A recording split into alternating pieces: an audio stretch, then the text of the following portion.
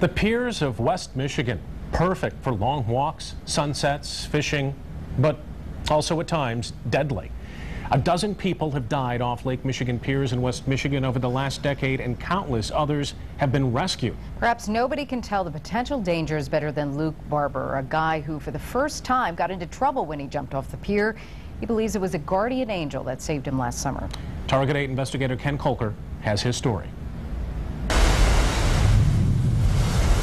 So I thought, is this it? Is this it tonight? It was dark, just before 11, the last day of last year's Grand Haven Coast Guard Festival. Right after the fireworks. He had never pier jumped before this night. Just kind of caught in the moment, wanted to go and have some fun. He and his girlfriend ignored the warnings, waves crashing over the pier, the red flag, the sign describing the dangers. I'm just glad it's not my picture up there, and it really could have been. I could be up there with those guys. Those guys, Daniel Reese and Andy Fox. They're among the dozen who have drowned off Lake Michigan piers in West Michigan in less than a decade.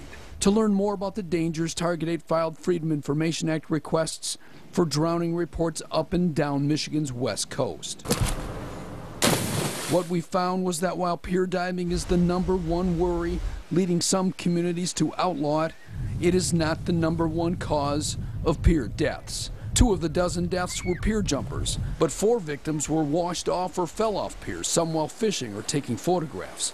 And 6 got caught in strong currents while swimming too close to piers. This structure is made for navigation. It's not made for even people walking on it. It's not designed for that. The Grand Haven Pier was West Michigan's most deadly in the last decade, with 4 deaths in the waters that churn around it. I'm not Michael Phelps, but I thought I was a pretty good swimmer. Until that night. Like right around here, actually. She's like, okay, let's go. And I was like, okay, 1, 2, 3, go. And then I stopped at the edge and stuff like that, and she ran and jumped off, and she ran back. She turned around and said, get your butt in here. Within a minute, he and his girlfriend were fighting Lake Michigan in pitch darkness for their lives. The rip current seemed alive with a dark purpose. I couldn't swim. I'd try and swim. It felt like my legs were tied down and my arms couldn't go anywhere. And the waves were huge, and they kept on taking me under. And then once I go under, Riptide would try and pull me under some more. His girlfriend screamed, and so did he. A handful of teenagers on the pier tried pointing them to the ladder. Barber, a strong football player from Granville, tried swimming toward shore, then toward the pier. The next thing I know, I remember just trying to get a breath, and then get sucked under, get a mouthful of water, and then just remember everything going black. I really thought it was over. I mean, I'd never been that close to, meeting my maker. He now believes in guardian angels. I honestly don't really even remember seeing a face or anything. All I remember is looking up, and the light was just shining like from the back and stuff, and all I could see was an outline. Of a man tossing a life ring that hit his girlfriend in the head. His girlfriend somehow pulled his arm onto that ring, and the stranger pulled them with the life ring's rope to the ladder. Because it all seemed like it happened so fast, but at the same time when I was in there, it seemed like it took forever. The rescuer left without leaving a name.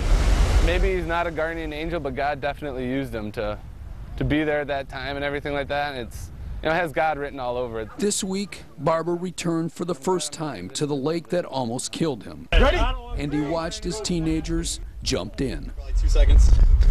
Same spot, just about, right there. Ken Kolker, 24-Hour News 8. Tonight at 10 and 11, while some West Michigan communities, as Ken mentioned, have banned pier diving, it's perfectly legal in places like St. Joseph, Saugatuck, Holland, and in Grand Haven. But still, some want it outlawed again. That report coming up tonight.